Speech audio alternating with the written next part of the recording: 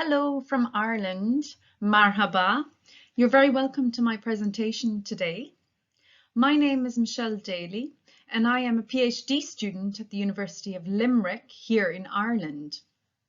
I'm eager today to share my insights and research into exploring intercultural awareness of Irish EFL teachers in the UAE. I'm very grateful and would like to thank the School of Modern Languages and Applied Linguistics, as well as faculty of AHSS, for funding to conduct this research. As well as that, I would like to thank TESOL Arabia for this opportunity to present today, and to the organising committee for organising this virtual event. I want to draw your attention to this powerful image. What does it illustrate? This photograph was taken in Dubai. It represents one of the many thousands of Irish graduates currently working in the Arabian Gulf. Many of these are English language teachers from Ireland.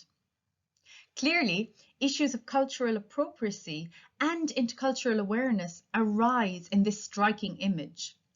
It provides a visual representation of my research study. Now I would like to draw your attention to Hall's cultural iceberg model, which was proposed in 1976, and it is commonly known and applied to various disciplines. As many of you know, in Hall's analogy, the external tip of the iceberg is the conscious surface of a culture. The vast part of the iceberg that is hidden is a subconscious aspect of culture. My research study is concerned with the invisible aspects of culture. I want to establish how do the invisible aspects of culture influence and ultimately cause the visible aspects. For example, religious beliefs are seen in certain holiday customs, as well as notions of modesty that influence styles of dress. So what steps can we take as teachers and educators in the Gulf region and beyond to understand and also grow our own awareness of the invisible aspects of culture? How must we proceed so as to not misinterpret our observations? These are important elements for Irish teachers to succeed professionally in TESOL and in other professions within the Arabian Gulf region. I would now like to share my background with you and where this research interest stems from. I have gained extensive knowledge of intercultural involvements through my own professional teaching experience. I was teaching in Abu Dhabi and Dubai for 5 years, from 2011 to 2016. And during these 5 years of teaching and living in the UAE, I faced various cultural difficulties. For instance, in my role as a manager of the English department at the International School of Shuwaifat in Dubai Investments Park, it was my responsibility to send teachers home who did not adhere to the dress code. And in my role, I also trained teachers on intercultural aspects of their teaching professions. From this, I experienced first-hand knowledge of intercultural challenges. I gained invaluable expertise into the Arabic context, and over time I built networks that will greatly be beneficial to the success of this research study as I move forward. The professional expertise instigated my passion to return to Ireland and research intercultural awareness. Moving to the second point, in 2016, during my Masters of Arts in TESOL at the University of Limerick, I conducted research to explore intercultural awareness in the Arabic EFL context. And by doing this, I implemented a triangulated approach, producing quantitative and qualitative data of Irish EFL teachers in the UAE and Arabic managers. The findings of this study revealed crucial insights into how Irish teachers have been culturally challenged due to their lack of preparedness and existing misconceptions. Now, this study advanced both my theoretical and practical knowledge of inquiry into intercultural awareness, and they've provided me with a useful platform for expansion at doctoral level. And that brings me on to my third point. Drawing on my own teaching experience in Dubai, and given the trends in the sheer vast number of Irish teachers moving to the Arabian Gulf, my doctoral research investigates intercultural awareness among professionals in this context. I want to establish how can we better prepare teachers from Ireland to work in Arab contexts, and how Arabic colleagues can work more successfully with Irish colleagues. As previously stated, I am now in my third year of my research study, and I am eager to share the details of this study with you today. Now, turning to the research importance, well, firstly, with lucrative perks, the attractiveness of the Gulf is a trend that is set to continue, even post-COVID. Ireland's Minister for Education and Skills, Mr. Joe Mahmoud, travelled to the UAE last year to meet Irish teachers. A survey was conducted by the Irish Embassy in Abu Dhabi to better understand and address the needs of Irish teachers while they are living and working in the Gulf. Just over 1,000 teachers participated and responded to this survey. Teachers said that their students' awareness of Ireland was low, and only 11% stated that their students had a good awareness of Ireland. I include a direct link to the final report here by the Department of Foreign Affairs if anyone is interested in reading further about these findings. Now turning to the business context, the Irish Arab Chamber of Commerce identifies that Irish exports to the Arab world could more than double to 9 billion in the coming years, opening opportunities for a range of industries. It is important to flag that these predictions were pre-COVID. At the most recent Arab-Irish Business Forum in Dublin, a wide range of topics were discussed, including risk, red tape, route to the market, but more interestingly, cultural norms. It highlights the importance of intercultural awareness. Thirdly, in 2018, the Irish Higher Education Authority reported that there were 1,396 Saudi Arabian students enrolled in educational programs in Ireland, and this is just one group. Again, these trends highlight the importance of Arab-Irish relations and the need for this research study.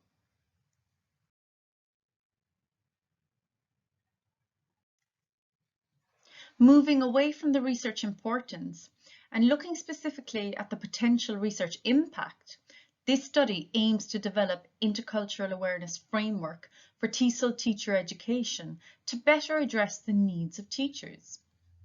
It will provide new insights into the perceptions surrounding intercultural awareness and the effectiveness of current training programs for both pre-service student teachers in Ireland as well as in-service teachers in the Gulf region. It also aims to establish improvement strategies via a novel toolkit of reference on intercultural training for teachers and management alike.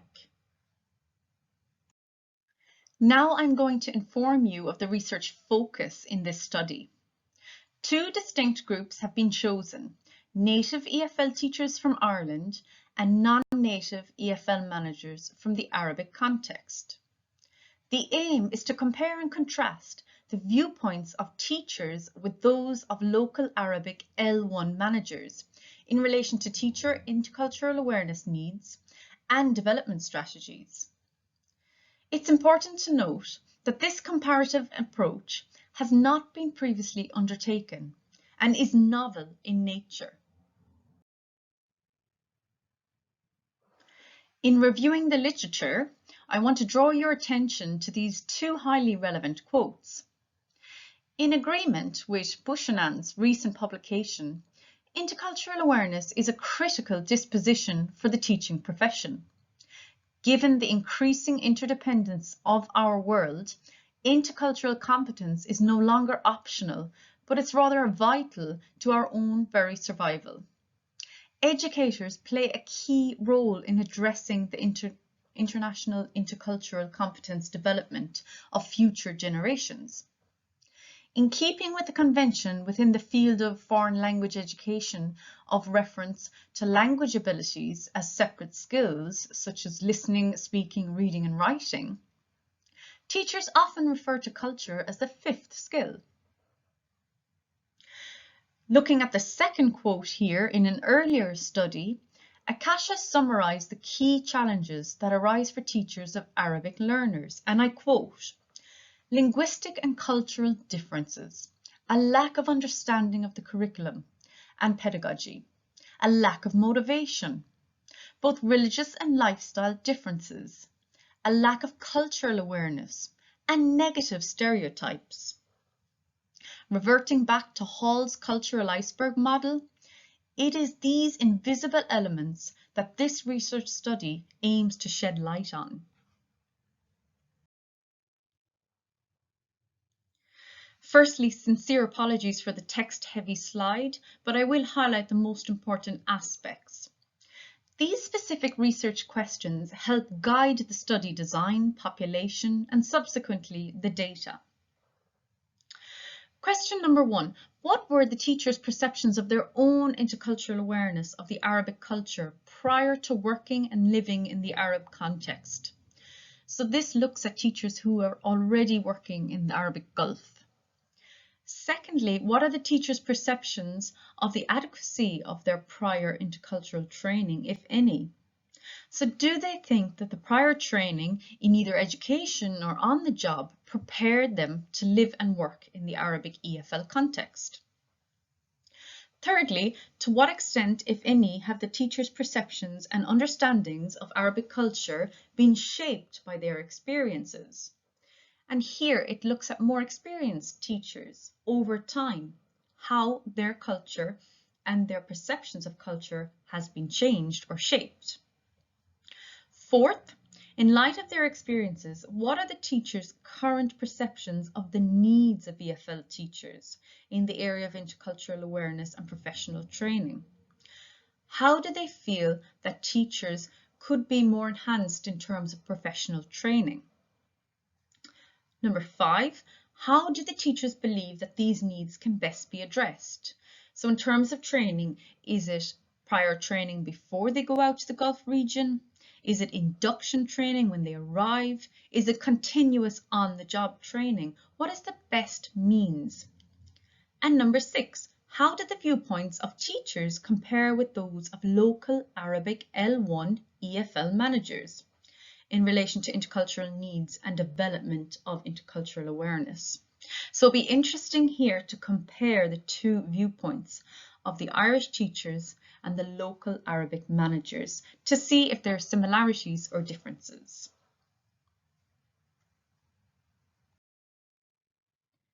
Incorporating 4 phases of data collection, I've already conducted phase 1 as a pilot study, which surveyed 100 pre-service teachers at a higher education institute in Ireland.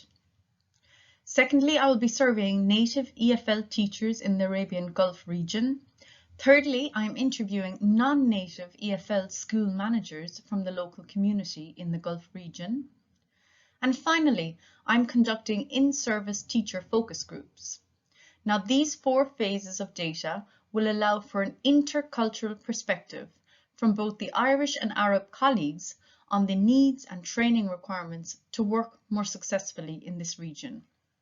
Today, I'm going to share some interesting findings with you from phase 1 of the pilot study.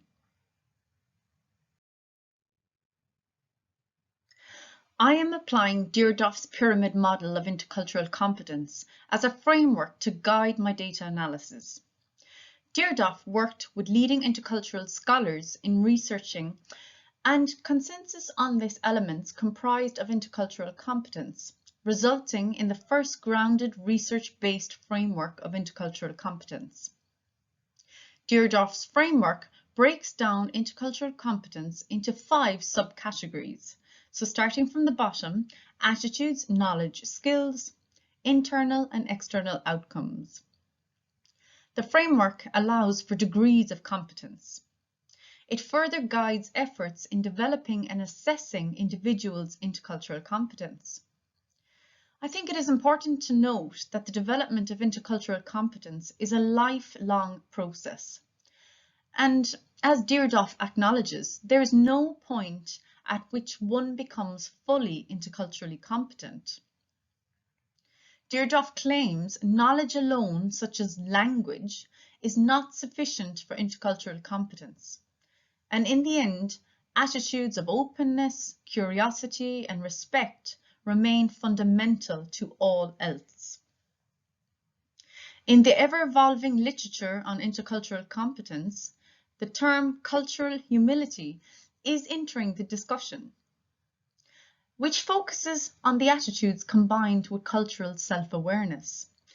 I feel less emphasis is placed on knowledge rather than focused on fostering cultural self-awareness, interpersonal sensitivity, and an attitude of openness and learning.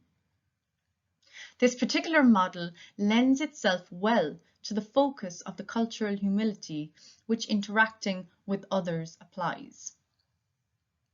Limitations of this grounded research-based model are somewhat obvious, including that it is a US-centric model of intercultural competence.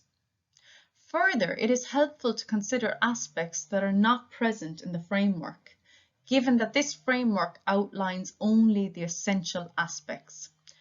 For example, what is the role of language in intercultural competence development? These are some interesting questions that my research study will address. Quantitative and qualitative data sourced from a pilot study completed by 100 novice student teachers on an undergraduate TESOL program at a higher education institute in Ireland. The results show that the participants displayed only a superficial understanding of the target culture and related intercultural challenges in key areas such as gender roles, teaching, educational traditions, and religious and societal norms. A number of stereotypical cultural challenges were identified. Overall, the data offers insights into the pre-service teachers' perceptions, beliefs, and behaviours of intercultural awareness and cultural challenges. So it addresses the first research sub-question. What are the pre-service teachers' perceptions of their own intercultural awareness, and particularly about the Arabic culture, prior to potentially working and living in another cultural context? These results have been exported from NVivo 12 data analysis computer software package.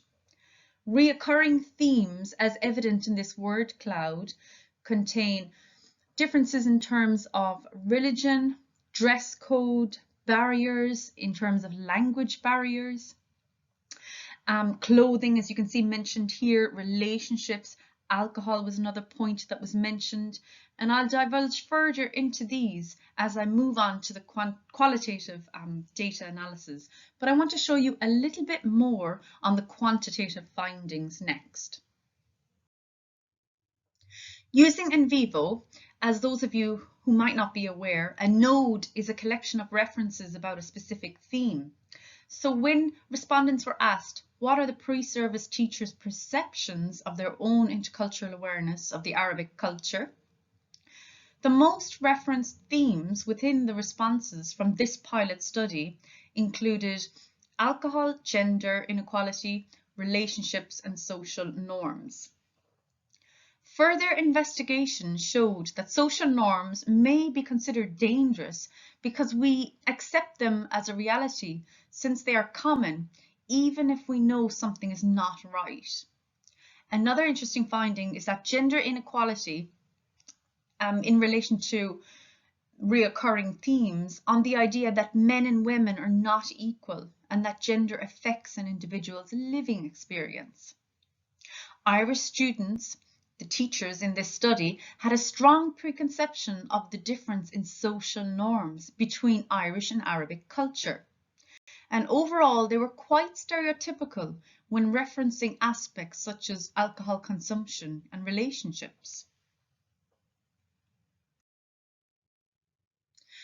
When these pre-service student teachers were asked about their perceptions of the effectiveness of their own prior intercultural training in terms of, did it prepare them to potentially live and work as teachers in the Arabic EFL context?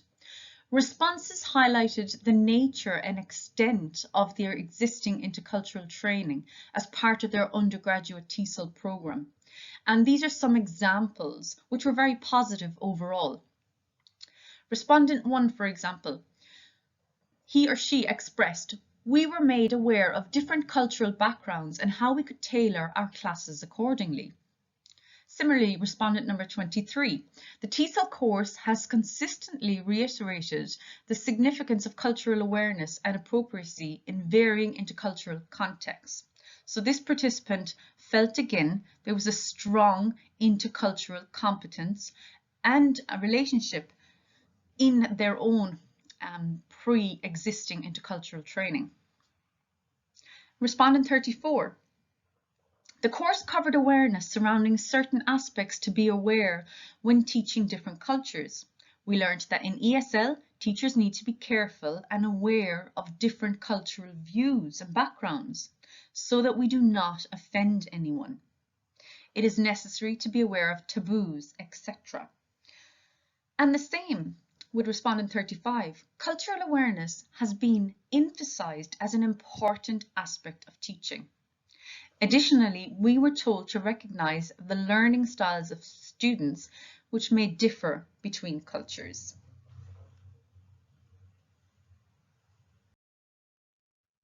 To conclude, the findings in this pilot study confirm the earlier conclusions reached by my MA TESOL dissertation in 2016, which was highlighted earlier in a similar context.